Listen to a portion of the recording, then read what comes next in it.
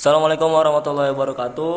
Kembali lagi bersama podcast Angkringan Baca 17. Ya, kali ini gue ditemani seorang presiden mahasiswa Institut Ilmu Al-Quran An-Nur Jakarta periode 2020-2021 ya Pak? Iya, betul.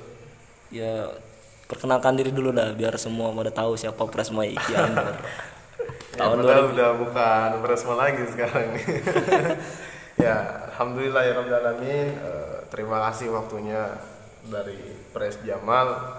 Saya Khotibul Umam. Saya pernah menjabat sebagai Presiden Mahasiswa IKI An-Nur Yogyakarta periode 2020-2021 dan alhamdulillah sekarang sudah ada penggantinya Pres. Alhamdulillah udah lengser ya. Apa dilengserkan Pak? Aduh, kalau dilengserkan itu memang hampir mungkin karena pandemi ya. Kita bingung mau gimana ini jadi Presma. Lah itulah mahasiswa lah. Baru diangkat Presma dilantik, udah corona datang menyerang. Program kerja semuanya harus diganti secara online semuanya. Ya udah nggak apa-apa lah, itu cerita sedih jadi Presma ya, harus ada lah gitu. Ya, tapi alhamdulillah bisa menyelesaikannya dengan sampai akhir periode jabatan, alhamdulillah. Tinggal dilengserkan ya. Ya, alhamdulillah tidak. Siap. Memang lagi musimnya kudeta ini. Iya, kemarin kita udah bahas tentang apa itu mahasiswa, itu pandangan dari mahasiswa baru Pak ya, besok mau masuk itu udah. Oh ya, maba ya. Maba. Iya, Dede gemes gitu. Enggak gemes juga itu. Coba masalahnya yang gua tanyain. Biasanya kan yang dicari oleh kakak-kakak tingkat, kakak-kakak senior kan seperti itu ya. Waduh, Abdul udah ini mah. Apalagi presiden mahasiswa kan. Pengalaman harus ya, siap. Sering tampil epic di depan. Aduh. Ya namanya manusia Pak, ada pencitraan dikit ya. Ya harus memang. Ya, kali ini kita mau bahas tentang paradigma bermahasiswa Pak. Jadi ngeri ya mahasiswa. ya kemarin kan kalau maba mah apa itu mahasiswa deh kayak gitu kan. Nah ini kelasnya Presma anjir kata gitu kan, udah enggak lagi mahasiswa itu apa, mahasiswa adalah orangnya, enggak lagi bahas paradigma ini, pandangan tentang mahasiswa. Iya. Oke, jadi menurut seorang presiden mahasiswa yang menjabat 1 tahun hampir dilengserkan, paradigma mahasiswa itu apa Pak? Sedikit aja cerita tentang, apalagi An-Nur kan sedikit informasi bahwa An-Nur itu mahasiswa juga ada santri. Jadi itu dia punya apa namanya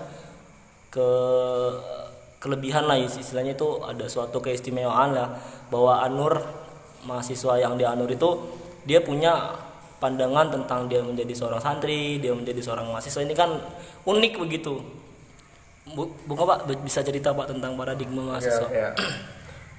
Mungkin sedikit yang kita tahu ya Pak, bahwa kaitannya dengan paradigma mahasiswa itu kan harus dituntut memiliki sebuah kerangka berpikir ya, kerangka berpikir sehingga mampu melihat realitas sosial, melihat lingkungan sosial yang memang ada secara keseluruhan melalui kerja-kerja yang memang berkaitan langsung dengan kemasyarakatan atau hal-hal yang lain seperti itu. Seperti menciptakan suatu tatanan keadilan atau apa, mengawal mitra kritis pemerintahan seperti itu. Itu mungkin yang memang sedikit saya tahu tentang paradigma mahasiswa. Jadi kalau kritis itu kan berawal dari pikiran ya. Iya. Nah, berarti ini kita sebut mahasiswa sebagai makhluk yang berpikir. Iya. Ya kayak gitu. Memang berpikir. ya makhluk juga mahasiswa. Bener, ciptaan Tuhan. Selain Tuhan makhluk pokoknya gitu kan. Ya sudah, artinya ini sedikit menarik ini. Berpikir. Nah, kalau berpikir itu ditarik lagi bahwa sebelum dia berpikir kan memiliki paradigma. Kesana lagi nanti larinya. Nah, ini sedikit cerita Pak. Jadi kalau kita bahas tentang paradigma itu yang pertama kali melabelkan adanya paradigma atau paradigm itu tokohnya adalah Thomas Kuhn, yang kita pernah, teman-teman juga pasti nggak asing dengan tokoh Thomas Kuhn. Sering didengar itu di Fakultas Usuluddin itu. Ya, jadi paradigma yang diusung oleh Thomas Kuhn itu sebenarnya juga belum pakem pengertiannya segala macam lah. Yang kita tahu bahwa Thomas Kuhn itu mengusung 20 konsep, baru ditarik garis besarnya bahwa ini adalah paradigm gitu. Itu yang kita tahu, tapi kita tentu nggak bahas dalam tentang paradigma di sini. Nanti kita bisa di lain waktu kita bisa bahas apa itu paradigma menurut para tokoh-tokoh itu bisa di lain sesi atau di lain episode. Nah terus gini Pak, jadi kan kayak sebelum terbentuknya budaya berpikir atau bagaimana cara berpikir jadi mahasiswa kan nanti itu tadi dasarnya di paradigma. Nah paradigma ini kalau dari teorinya kacamatanya Thomas Kuhn itu kan terbentuk dari kultur, budaya, terus dari keyakinan dan lain-lain. Itu yang menjadi latar belakang adanya paradigma kan dari situ. Nah, dia terbentuk dari hal-hal itu tadi. Jadi paradigma. Setelah jadi paradigma, dia menjadi sebuah konsep. Baru nanti jadi teori. Teori nanti ada metodologi. Seterusnya jadi teori 2 terus jadi teori lagi. Nah ini nggak akan berhenti kecuali dia jadi ideologi. Nah kalau udah dia jadi ideologi, udah stop di situ gitu. Jadi ilmu pengetahuannya tertutup di situ. Nah ini itu kalau misalkan garis besar secara pandangan apa sih paradigma itu nanti ke sana arahnya. Nah ini kita stop dulu di situ, jangan bahas paradigma secara dalam. Oke. Iya. Nanti nggak akan cukup Pak waktunya. Bener nggak cukup. Kita bahas bagaimana kayak udah kegambar nih ya. Artinya dari kultur, dari budaya. Terus dari itu paradigma. Nah sekarang paradigma mahasiswa. Tadi kan mahasiswa kesepakatnya dalam makhluk. Dia makhluk yang berpikir dan bisa jadi dia kritis. Terus juga dan lain-lain lah itu ada kan kena di situ. Itu kan perlu mengklaster nih. Jadi mahasiswa yang memang akal digunakan untuk berpikir kritis itu ada yang di mana kayak gitu bagiannya. Atau mungkin mahasiswa yang berpikirnya secara akademis juga nanti dia ranahnya di mana lah itu perlu kita bahas gitu pelan-pelan gitu. Artinya ini berangkat dari paradigma mahasiswa las. Sekarang gini, saya mau tanya sama jenengan Pak sebagai Presma Anur. Dia tadi kita sudah singgung sedikit bahwa Anur itu mahasiswanya ya mahasiswa gitu, dia di kampus juga dia santri begitu. Ini kan beda Pak, santri itu kan takzim sama kiai, harus sholatnya harus jamaah kan gitu ya. Ya harus ngaji juga gitu. Itu kan beda dengan mahasiswa paradigmanya. Mahasiswa harus kritis, mahasiswa harus memiliki inovasi-inovasi di masyarakat dan lain-lain. Nah, itu kan beda nih, ada dua paradigma pandangan. Bagaimana di Anur bisa menemukan antara paradigma santri dengan paradigma mahasiswa gitu? Pandangan jenengan gimana Pak sebagai Presma yang menjabat selama setahun kemarin? Yang saya lihat ya Pak, sewaktu saya memang selama saya menjabat sebagai Presiden Mahasiswa di Anur ini memang sangat berbeda yang saya lihat dengan kampus-kampus yang lain. Ini secara kacamata pandangan saya bahwa memang di IKI Anur ini mahasiswanya itu memang bukan hanya sekedar mahasiswa, tetapi mereka juga latar belakangnya, backgroundnya itu santri juga. Benar. Nah, bahwa bisa disebutkan seperti mahasantri memang sering kita dengar bahwa di kampus kita bisa memposisikan kita sebagai mahasiswa yang memang kritis dalam pelajaran atau bidang akademik. Ketika dosen berkata A, ketika kita tidak sesuai dengan pemikiran kita, tidak sesuai dengan landasan berpikir kita, itu bisa kita bantah hal seperti itu. Benar. Nah, ketika kita sudah berada di lingkungan pondok pesantren, memang IKI Anur ini memang kampusnya berada di lingkungan pondok pesantren Anur ya. Iya, benar. Memang notabene-nya mahasiswanya yang berlatar belakang santri. Ketika memang kita sudah berada di pondok pesantren, ketika kita sudah keluar atau kita sudah pulang selesai di lingkungan kampus, ya sudah kita di situ melepas jas alma mater kita sebagai seorang mahasiswa. Ya udah kita memakai jas alma mater kita sebagai seorang santri yang memang sami'na wa ta'na sama Pak Kiai. Ketika Pak Kiai dawuh A, ya udah kita laksanakan A. Memang cara berpikir mungkin ya sepakat atau tidak berpikir santri dan mahasiswa itu memang agak sedikit berbeda. Benar. Nah ini berbeda tapi dipadukan jadi satu kesatuan. Ya. Nah, ini yang unik begitu. Ya memang itu sangat unik sekali. Istimewa sampai saya sendiri memang belum bisa mempadukan antara saya sebagai santri, saya sebagai mahasiswa itu belum bisa. Saya belum pernah menemukan menggabungkan dua hal ini menjadi satu seperti itu. Jadi kalau di Anur itu makhluk memiliki dua paradigma, ada Iya. dualisme ide, Iya, memang memiliki dualisme paradigma ya Iya. di situ. Seperti Tapi ini artinya yang kita bahas bahwa ternyata ada mahasiswa yang seperti itu gitu. Memang ada Pak, Iya. banyak. Lah ini yang apa secara umum ya kita bahas mahasiswa paradigmanya ini yang sejauh kita baca Pak, nanti kita bisa masuk sedikit tentang mahasantri ya. Iya. Nah jadi saya membaca satu buku Pak tentang hermeneutik yang digagas oleh Pak Sahiron. Pak Beliau Sahiron. dokter juga, salah satu dokter di Universitas UIN. ya di UIN Sunan Kalijaga Jogja. Iya. Bukunya itu tentang hermeneutik, pengembangan ulumul Quran kayak gitu dan hermeneutik di situ. Lah di situ beliau menyebutkan bahwa nanti kalau misalkan teman-teman tanya hermeneutik itu apa, nanti kita bisa bahas di season lain. Tentu sejauh yang kita baca ya, artinya kita berbagi aja, kita juga sama-sama belajar kan di sini. Nah, beliau pemikirannya itu kan terpengaruh sama hermeneutiknya Schleiermacher kayak gitu, baratnya. Terus juga Gadamer juga beliau baca dan lain-lain tentang tokoh-tokohnya itu banyak banget nanti punya karakteristik. Nah, itu maksudnya. Ternyata jenengan menyimak begitu kan, alhamdulillah masih disimak kayak gitu. Lah itu ada pengembangan di situ. Nah, beliau memadukan artinya dalam memahami teks Quran itu ternyata ada beberapa aliran. Iya. Yang pertama objektivis, terus yang kedua subjektivis, yang ketiga objektivis cum subjektivis. Lah yang objektivis ini itu menafsirkan Quran secara lisanul Arabi kayak gitu, penggunaan bahasa dan lain-lain, metode tahlil metode tafsir tahlili kayak gitu dan lain-lain. Nah, itu kenanya di situ, jadi masih terpaku dengan bahasa Arab dan lain-lain.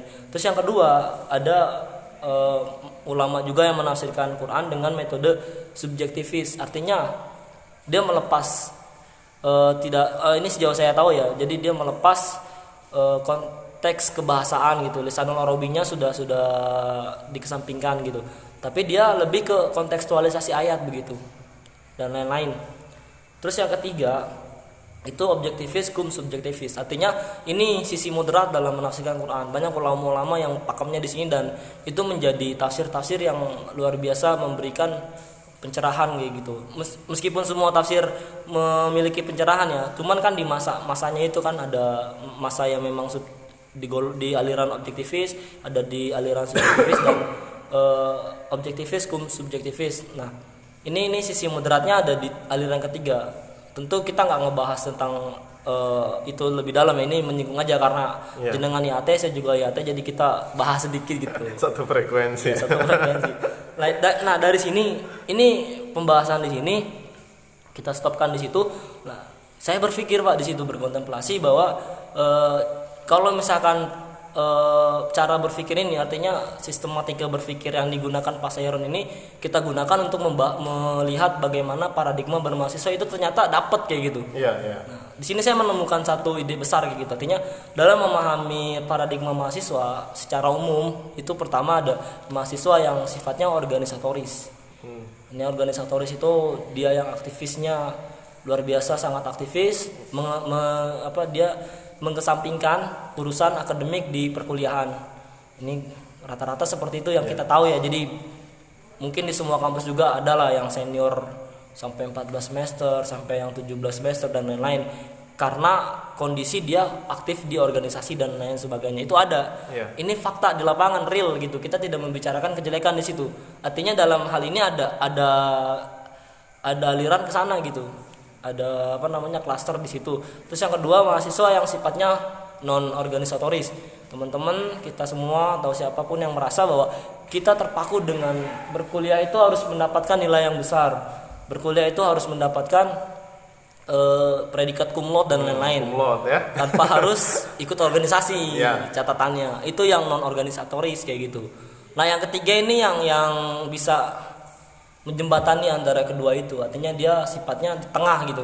Dia organisasi oke, dia lulus tepat waktu terus dia juga cum laude dan lain-lain. Itu ada yang seperti itu dan nggak sedikit, banyak juga.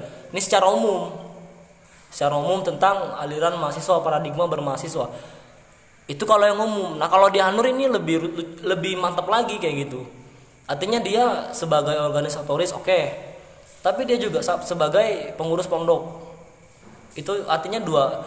Kalau dalam sisi organisasi bisa didapat ya. Cuman kan nanti tetap aja Pak, paradigma berorganisasi di pondok dengan organisasi di kampus kan beda. Ini kan mantap sekali nih itunya. Terus juga ada yang mahasiswa yang memang di bangku kuliahnya juga main dia organisasinya. Terus di pondoknya juga dia selesai hafalan Qur'annya di Anur kayak gitu. Ada juga yang sampai alfiahnya digelondongkan selesai dan lain-lain. Terus nah ini yang mantap lagi, ada di Anur juga punya, bahwa ada yang organisasinya dia mantap, terus jadi kampusnya juga akademiknya oke, mantap. Terus di pondoknya juga dia lancar. Nah ini cuman langka Pak, 1001.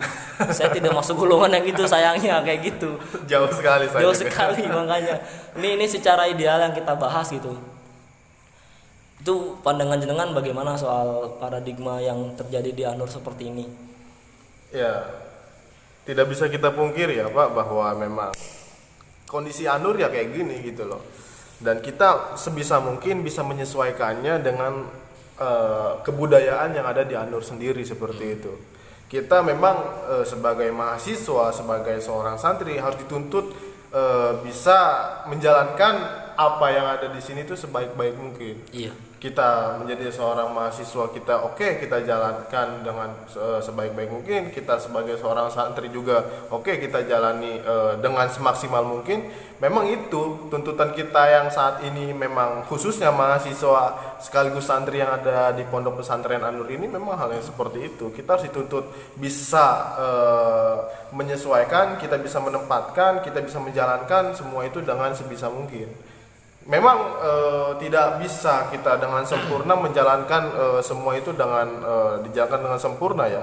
Memang harus ada salah satu yang memang kita bisa diprioritaskan. Memang banyak teman-teman mahasiswa yang saya lihat, memang teman saya sendiri juga di teman-teman kelas, memang mayoritas memang teman-teman mahasiswa banyak yang memprioritaskan terutama dalam hal pondok pesantren terlebih dahulu.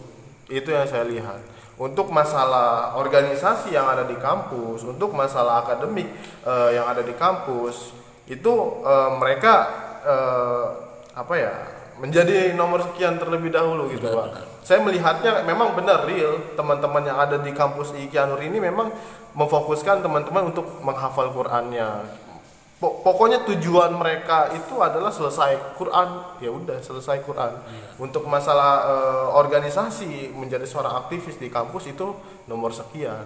Tapi ada juga yang bergelut di organisasi terus. Ada juga memang. Pondoknya contohnya saya juga ini. Pondoknya ditakzir terus. Ditakzir ya, terus. Itu real terjadi, the real. Itu saya sendiri Pak. Memang saya sangat aktif di memang organisasi. Memang itu pilihan saya. Kembali lagi pada pilihan individu masing-masing seperti itu. Kita tidak bisa menyalahkan kan. Betul. Ketika teman memang fokus di pondok, pengen fokus di akademik, di kampus, pengen fokus aktivis, ya itu memang hak mereka sebagai seorang individu. Nah benar, ini berarti kita bisa narik garis besar bahwa yang idealis itu tentu sulit. 1001 pokoknya 1001 itu pun untung nemu, setiap zaman pasti ada kayak gitu. Embuh segede mana-mana. Pokoknya nama hese. Angel makanya. Cuman gini, artinya tadi di garis bawahi bahwa semua punya cara berpikir, cara hidup, cara menjadi makhluk lah bahasanya. Sendiri punya rel. Dia mau jalannya masing-masing. Bener, dia mau ngambil organisasi silakan. Atau dia mau di bangku kuliah ya silakan, atau dia mau keduanya itu oke. Nah, cuman ini kalau misalkan kita pukul rata bahwa yang idealis itu yang bagaimana? Ini cuma sedikit berpikir aja ya. Semoga kita bisa merefleksikan dari pikiran ini kayak gini. Berarti secara garis besarnya idealis itu terdapat pada bagaimana dia memaksimalkan jalan dia gitu. Artinya sisi idealis itu bisa dipandang dari orbitnya sendiri gitu, dari jalan hidupnya sendiri. Dia fokus di organisasi misalnya, aktivis. Dia punya jaringan luas, dia bisa berorganisasi dengan baik, manajemen organisasinya oke, dia bisa berkomunikasi dengan banyak orang, itu bisa didapat di organisasi. Pada sisi itu dia idealis, begitu dapat di situ. Terus dia di bangku kuliah dia bisa baca begitu banyak teori kayak gitu. metodologi penelitian dia baca sampai tuntas dan lain-lain. Di sisi itu dia berhasil lulus tepat waktu, cum laude, dapat prestasi dengan misalkan IPK terakhir 4.0 misalnya. Itu idealis kan di situ. Tapi tidak bisa dilihat bahwa dia nggak idealis kalau dipandang dari segi organisasi. Pun sebaliknya.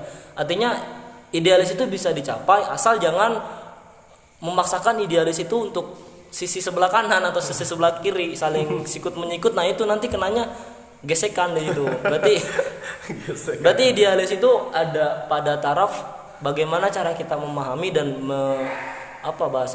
toleransi ya, bertoleransi dengan teman-teman mahasiswa yang mengambil jalanan masing-masing. Kita harus toleransi kalau seperti itu. Harus memiliki sikap toleransi sama teman-teman mahasiswa yang ada di kampus. Kita jangan sampai menjustifikasi bahwa lo aktif di akademik aja, nggak aktif di non akademik. Ya itu salah lah seperti itu. Nanti lo kan akan terjun ke masyarakat, lo pasti akan bisa beradaptasi ketika lo ikut organisasi seperti itu. Lo apa sih ngapain gitu, lo fokus di akademik aja itu sisi menyalahkannya ini yang kita salahkan. Ini yang memang sering menyalahkannya ini Pak. Itu yang jadi problem itu.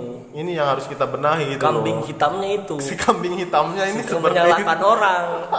Itu yang jadi masalah. Kadang kita bersikap sebagai kita yang paling benar. Nah, memang merasa paling benar ya kita. Justru yang merasa paling benar yang salah ya. Kayak gitu kan. Ini cuma lagi berbicara dan kita mentertawakan diri kita yang kita pernah merasa paling benar, ya udah kita tertawakan diri sendiri, bukan siapa-siapa. Bukan gitu. siapa-siapa.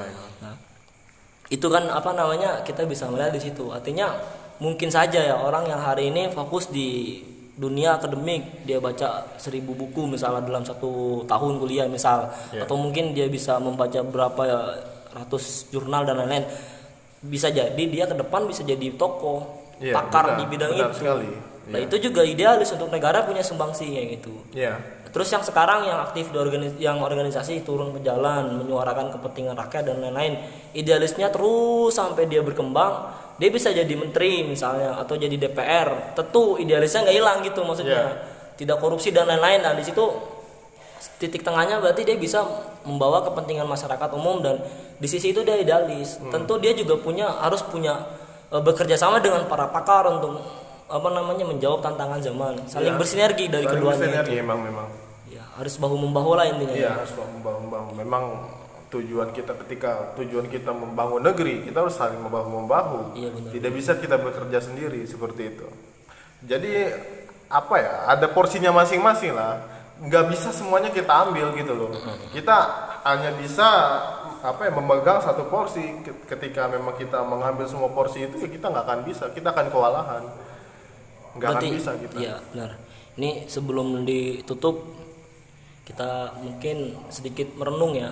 Artinya ada statement yang pernah jadi kita renungan bahwa kayak gini, bulan dan matahari itu tidak sama. Dia bisa bersinar dan bulan dan matahari itu bersinar pada waktu yang berbeda dan pada orbit yang berbeda. Nah kalau dia sama bersinarnya kiamat dunia kan kayak gitu. Makanya kita sebagai makhluk sudah diatur. Matahari juga makhluk. Bener, manusia juga makhluk. Udah diatur kan jalannya ke sini. Jangan saling sikut. Matahari sama bulan nanti sikutan. Gua dulu dah yang bersinar kalau malam matahari. Jangan anjir nanti enggak ada bedanya malam sama siang. Kayak gitu. Makanya kan itu bisa jadi kita renungan dan guyonan bersama bahwa matahari aja lo enggak pernah saling sindir kayak gitu. Makhluk. Selain Gusti Allah kan makhluk semua ya. Berarti Al-Qur'an makhluk. Itu kalau Al-Quran yang di mushaf itu makhluk, tapi kalau yang di Lauhul Mahfuz itu kalamullah. Siap. Itu kata ulama, saya mengutip aja. Kitabnya di mana? Ada di pondok. Enggak, itu ada di Mabahis Ulumul Quran, karyanya Manul Khotton. Ada. Kita kan pernah ngaji Pak sama Pak Isan. Nanti kita ngaji lagi ya. Siap. Mungkin gitu ya, itu mungkin sekedar kita berguyon dan kita sambil merenung bahwa paradigma mahasiswa itu tadi sudah kita bahas, dan intinya sesama manusia kita saling bertoleransi, saling menghormati pandangan-pandangan yang lain, jangan saling menganggap dirinya paling benar. Itu adalah idealis kita bersama kayak gitu. Oke, terima kasih atas waktunya ya Pak. Ya, terima kasih. Mohon maaf jika memang saya ada salah kata atau salah penyampaian atau salah berpikir pada malam hari ini. Mungkin nanti teman-teman bisa mengkoreksinya ya. Iya benar. Ini juga kita kan sedang belajar. Ya, sama-sama belajar aja, mungkin saling berdiskusi aja antara belajar menjadi seorang mahasiswa yang benar-benar mahasiswa. Iya. Gitu, terima kasih saya juga mohon maaf kalau banyak salah kata. Kita juga manusia, Iya. banyak salah, dan sampai ketemu di episode selanjutnya. Wallahu muwaffiq ila aqwamit thoriq. Wassalamualaikum warahmatullahi wabarakatuh. Waalaikumsalam.